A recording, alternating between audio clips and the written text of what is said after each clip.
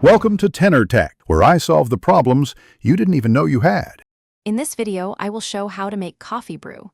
Measure 15 grams of coffee for every 225 ml of water and grind to a medium texture. Bloom the grounds with a small pour to release gases for 30 to 45 seconds. Pour steadily in concentric circles to keep an even extraction and finish within 3 to 4 minutes. Serve immediately to enjoy balanced flavor and aroma in every cup. Start by heating water to the right temperature and grinding beans just before brewing for freshness.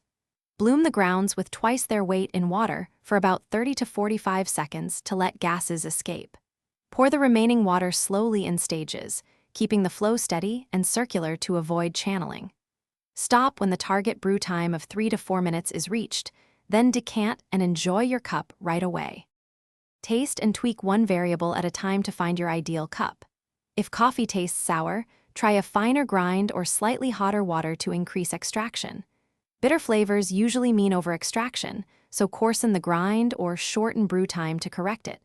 Small dose changes of 1 to 2 grams can adjust strength without altering extraction much. Keep notes so you can repeat the adjustments that work best for you.